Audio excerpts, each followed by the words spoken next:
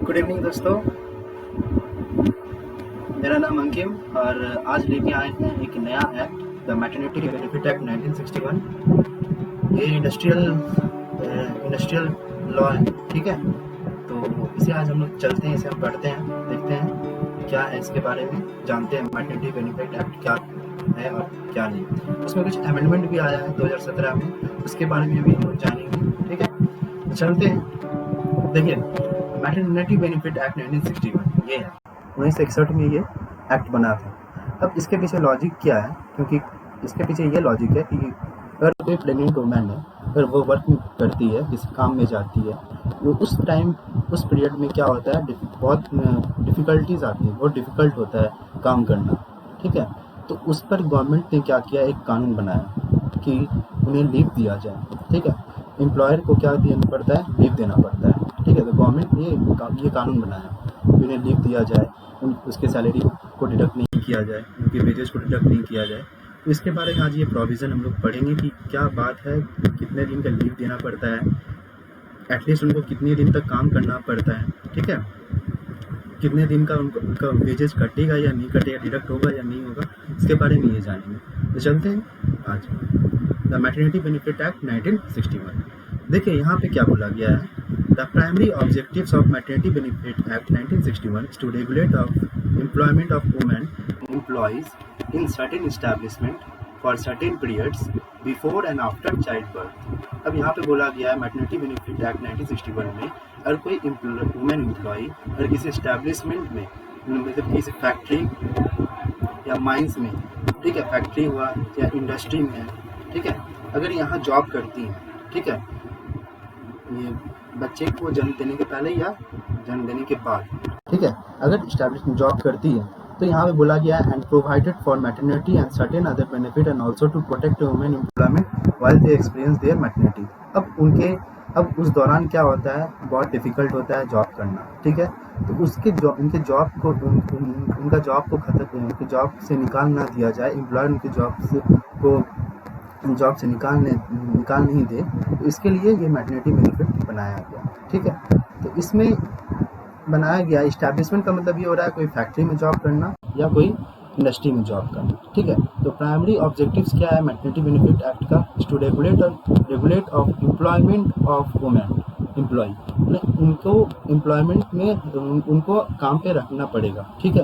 ऐसा नहीं है कि इसके लिए एम्प्लॉयर क्या करे, उसको काम से निकाल दे, ऐसा नहीं है, क्योंकि इसमें उनको लीव भी देना पड़ता है। तो लीव 1-2 महीने का नहीं है, इसमें करीब 6 महीने 7 महीने या 1 साल का भी लीव होता है। तो ये जानेंगे हम लोग, ठीक है। नेक्स्ट इसमें देखते हैं, इसमें बोला गया according to section 1 the provision of this act are applicable to the provision of the act, मतलब द मैटरनिटी बेनिफिट एक्ट 1961 के बारे में ये बोल रहा है। सेक्शन 1 ये बताता है to every establishment being a factory, mine और प्लांटेशन, अगर कोई प्रेग्नेंट औरत अगर वो फैक्ट्री में या माइन या प्लांटेशन में अगर जॉब कर रही है, तो ये सेक्शन अप्लाई होगा। Apply also to another establishment, अगर कोई अलग एस्टैब्लिशमेंट है, फैक्ट्री, माइन, प्लांटेशन को छोड़ के और कोई अदर जगह वो जॉब कर रही है, अदर एस्टैब्लिशमेंट या इंडस्ट्री में जॉब कर रही है, ठीक है, तो ये एक्ट लागू होगा, ठीक है। ये एप्लीकेबिलिटी है। और तीसरा है apply to all shops and establishment with 10 और मोर एम्प्लॉय, अगर 10 या 10 से ज़्यादा एम्प्लॉय जिस दुकान पे या जिस एस्टैब्लिशमेंट में अगर वर्क कर रहे हैं, 10 या 10 से ज़्यादा एम्प्लॉय, ठीक है। तो वहाँ पे क्या है, वहाँ पे ये act the maternity benefit act ये लागू होगा, ठीक है। तो पहला क्या था, to every establishment being a factory, mine और प्लांटेशन होना चाहिए, वहाँ पे उनको वर्क करना पड़ेगा, तो ये मैटरनिटी बेनिफिट एक्ट उनको बेनिफिट के तौर पे मिलेगा। फिर सेकंड बोला है applied also to any other establishment, मतलब इन तीनों को छोड़कर कोई एस्टैब्लिशमेंट या इंडस्ट्री में जॉब कर रहे हैं तो ये अप्लाई होगा। और तीसरा बोलता है अगर कोई दुकान पे वो जॉब कर रही है या कोई एस्टैब्लिशमेंट जॉब कर रही है जहाँ पे कम से कम मिनिमम 10 या 10 से ज़्यादा एम्प्लॉई हो, मतलब क्योंकि 10 या 10 से ज़्यादा एम्प्लॉई वहाँ पे रहना ही चाहिए, एम्प्लॉई, ठीक है, कर्मचारी रहना चाहिए, तभी वहाँ पे ये एक्ट लागू होगा, ठीक है। अदरवाइज उनको ये बेनिफिट नहीं मिलेगा, ठीक है। ये सेक्शन 1 में ये बोला। अब एलिजिबिलिटी के बारे में आते हैं।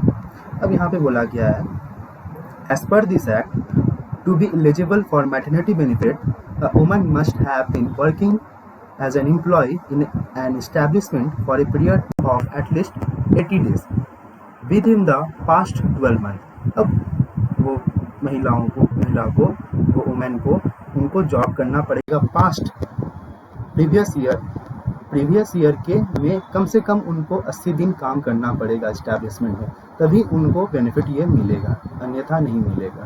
ठीक है, तो ये एलिजिबिलिटी क्या बोल रहा है, eligible for maternity benefit women must have been working as an employ in an establishment for a period of at least 80 days. कम से कम कितना काम करना पड़ेगा, 80 दिन तो भाई काम करना पड़ेगा। और वो कब करना पड़ेगा भाई, प्रीवियस ईयर में आपको काम करना पड़ेगा, तभी आपको उसके बाद वाले साल में आपको वो बेनिफिट मिलेगा। कम से कम आपको ये 80 दिन काम करना पड़ेगा। ठीक है, ऐसा नहीं है कि आप आज ज्वाइन कर रहे हो तो आज ही बेनिफिट मिलेगा, नहीं, कम से कम आपको 80 दिन तक इस एस्टैब्लिशमेंट में वर्क करना पड़ेगा। ठीक है, और यहाँ पे बोला है कि भाई payment during the leave period is based on average daily wages. अब यहाँ पे उनको जो लीव दिया जाएगा तो वो एवरेज वेजेस के तौर पे दिया जाएगा, मतलब कि एक जो भी एवरेज करके कैलकुलेशन होता है कि एवरेज कैलकुलेशन किया जाता है उनका, वो कैलकुलेशन करके उनको पेमेंट दे दिया जाएगा। ठीक है, तो उनको तो भाई पैसा तो मिलेगा ही, लीव के दौरान उनको ऐसा नहीं है कि पैसा नहीं मिलेगा। सरकार गवर्नमेंट ने बनाया है कि उनको पैसा मिलेगा, लेकिन कैसा पैसा, एवरेज डेली वेजेस के तौर पर उनको पैसा दिया जाएगा। ठीक है, नेक्स्ट ये आते हैं अमेंडमेंट, ये आया है पहले आया था ये कानून, द मैटरनिटी बेनिफिट एक्ट 1961 में ये कानून बना। अब इसमें कुछ अमेंडमेंट किया गया 2017 का बिल में।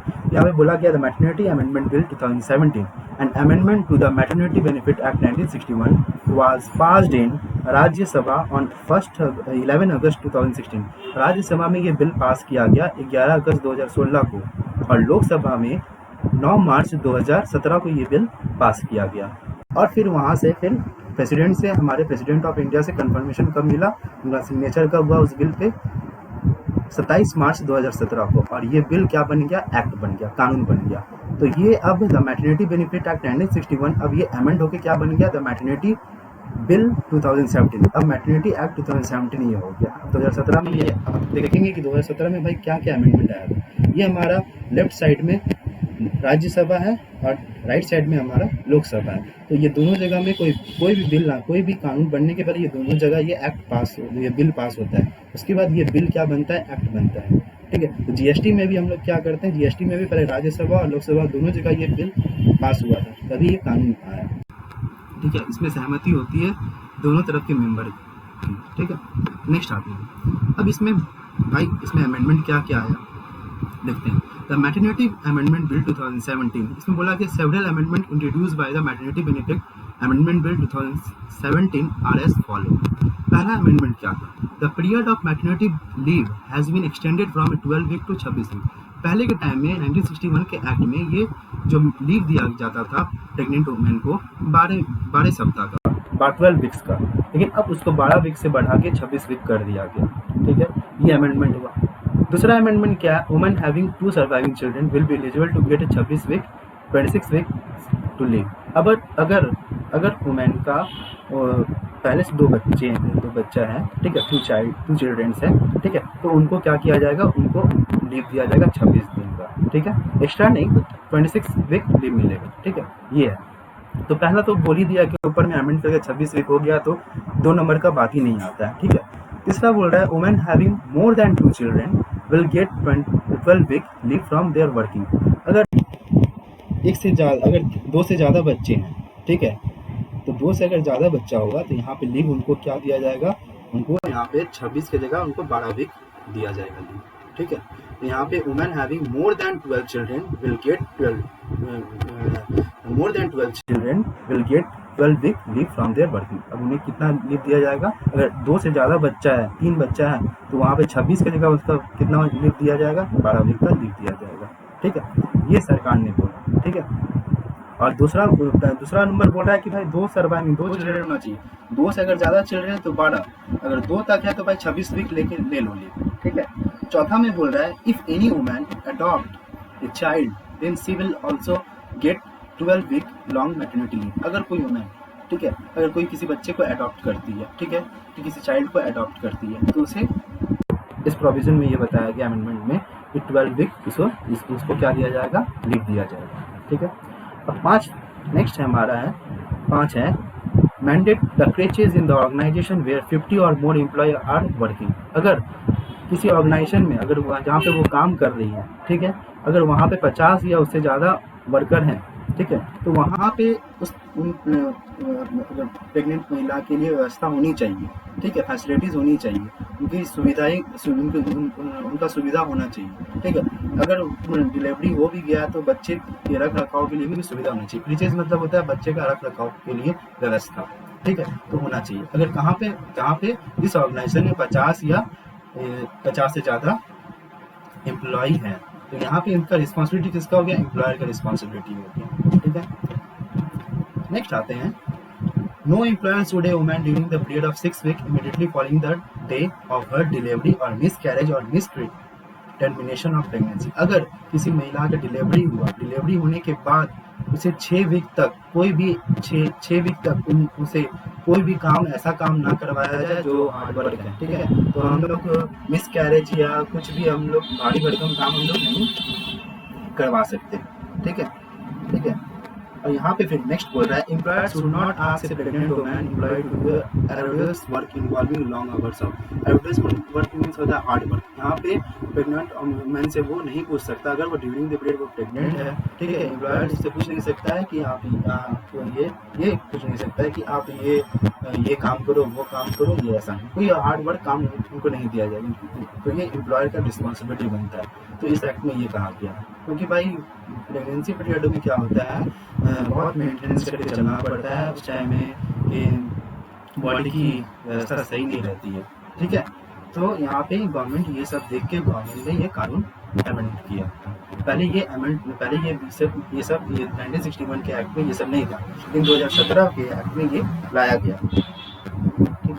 अब आया गया नेक्स्ट है, leave for a maximum period of 1 month with the wages at the rate of maternity benefit are allowable in case of illness arising out of pregnancy, delivery, premature birth of child, miscarriage or medical termination of pregnancy and tubicutomy operation. Tubicutomy operation means होता है मतलब कि अगर pregnancy के बाद delivery के बाद अगर वो काम पे लौटती हैं और उनका माथा चाहे इन्फेक्शन हो गया, चाहे सर वगैरह घूम रहा है, तो उस दौरान एम्प्लॉयर का ये रिस्पॉन्सिबिलिटी है कि उन्हें और 1 महीने का लीव दिया जाए, ठीक है, उनको और 1 महीने का लीव दिया जाएगा। तो ये एम्प्लॉयर की रिस्पॉन्सिबिलिटी ये बनता है। यहाँ पे ये बोला कि maximum period of 1 month extend, और कितना होगा, कितने दिन का लीव बनेगा, 1 महीने का लीव बनेगा, ठीक है। अब आते हैं पनिशमेंट। अगर एम्प्लॉयर नहीं मानता है ये सब कानून, काम कराते रहता है, ठीक है, तो क्या होगा? तो यहाँ पे ये बोला गया पनिशमेंट क्या मिलेगा। पनिशमेंट किसको मिलेगा, देखो कैसे ले जा रहा है, जेल ले जा रहा है एम्प्लॉयर को। In case of failure to pay maternity benefit as provided for under the act, the penalty is improvement up to 1 year. उनको जेल कितने साल का होगा, 1 साल तक जेल होगा, कम से कम अप टू 1 ईयर तक का जेल, और फाइन होगा 5000 का फाइन होगा।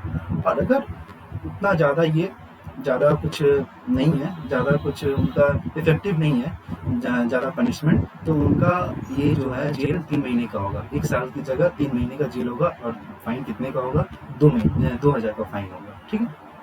ये पनिशमेंट है। अब आते हैं, अब यहाँ पे कुछ ये कानून को क्रिटिसाइज भी किया गया है। तो क्रिटिसाइज कौन करेगा, एम्प्लॉयर कर रहा है। तो एम्प्लॉयर के व्यू से सोचा जाए अब, तो भाई एम्प्लॉयर का बर्डन यहाँ पे क्या हो जा रहा है, बढ़ जा रहा है, ठीक है। तो एम्प्लॉयर का बर्डन कैसे बढ़ रहा है, यहाँ पे बोला गया है, employer have to bear the entire cost of providing leave to employ मतलब जो वुमेन एम्प्लॉय है उनको लीव देना पड़ रहा है। तो एम्प्लॉय को लीव देना पड़ रहा है, साथ में साथ उनको क्या करना पड़ रहा है, in terms of both continue पे वाइल ऑन लीव में है तो उन्हें पे भी देना पड़ रहा है, पे भी करना पड़ रहा है, ठीक है। और उनका ऑटोमेटिक इंडायरेक्ट कॉस्ट भी बढ़ जा रहा है, किसका बढ़ रहा है, एम्प्लॉयर का बढ़ रहा है। फिर बोल रहा है as well as the indirect cost of having to get the work done by employing other worker to finish the work of the absent employ. अगर वो नहीं आ रही है तो उसकी जगह में तो कोई वर्कर काम कर रहा है, तो उसकी जगह उसकी जगह डबल वेजेस ले रहा है, ठीक है। तो ओवर एक्सपेंसेस क्या हो रहा है, ऑटोमेटिक इनडायरेक्ट कॉस्ट यहाँ पे क्या हो रहा है, एम्प्लॉयर का बढ़ जा रहा है। तो ये क्रिटिसाइज किया गया एम्प्लॉयर के द्वारा। Also to increase the cost of temporary training provided to employ. अब जो महिला वो काम जानती थी, अब दूसरे को वो ट्रेनिंग देना पड़ रहा है एम्प्लॉय के व्यू से सोचो तो, ठीक है। यहाँ पे ज़्यादा बर्डन किसका पड़ जा रहा है भाई, एम्प्लॉय का बर्डन पड़ जा रहा है। फिर बोला गया है women will lose their job, यहाँ पे वुमेन का जॉब यहाँ पे खतरा हो जाता है, जॉब क्योंकि लौटने के बाद फिर क्या होता है, जब सब सही हो जाने के बाद फिर बोल देता है एम्प्लॉय कि नहीं आपको अब नहीं आना पड़ेगा, ठीक है। फिर यहाँ पे बोल रहा है regarding how the bulk of employment is in the informal sector, team lease estimate that 11 to 18 lakh jobs for women will be lost because of implementation of this act over first 4 year। अब यहाँ पे ये कानून का ये असर पड़ा है कि 11 लाख से 18 लाख महिलाएं क्या हो गई हैं, जिनका जॉब इसे निकाल दिया गया। क्यों निकाल दिया गया है, क्योंकि एम्प्लॉयर का कॉस्ट क्या हो रहा है, बर्डन बहुत ज़्यादा पड़ जा रहा है, क्योंकि एम्प्लॉयर को बैठे उनको घर बैठ रही है, उनको पैसा देना पड़ रहा है, ठीक है, ऐसे उनको बेनिफिट देना पड़ रहा है बहुत ज़्यादा। साथ में वो जब आ रही है तो उनको वहाँ पे इस्टेब्लिशमेंट रख रखाव का, बच्चे के ब्रीचेस के लिए रख रखाव का ये भी व्यवस्था करना पड़ रहा है, तो ऑटोमेटिक बर्डन पूरा एम्प्लॉयर पे पड़ रहा है, ठीक है। अब यहाँ पे है financial burden only an employ, financial burden भी किस पे पड़ रहा है, एम्प्लॉय पे। अब ये बर्डन की बात नहीं है, क्योंकि हम लोग को भाई ये is the right of our society to protect the pregnant woman, ठीक है। ये हमारा राइट है सोसाइटी का कि हमें प्रेग्नेंट वुमन प्रोटेक्ट करे, वो हेल्प करे, ठीक है। तो यहाँ पे डिजिटलाइज करने का बात है तो वो करेंगे ही, एम्प्लॉय के बीच सोचा जाएगा, ठीक है, लेकिन ऐसी बात नहीं है, ठीक है। ये हमारा यही था मैटरनिटी बेनिफिट एक्ट 1961। अब ये अमेंड होके क्या हो गया है, the maternity benefit act 2017। Thank you. अगर अच्छा लगे तो लाइक करिएगा जरूर। Thank you, good night.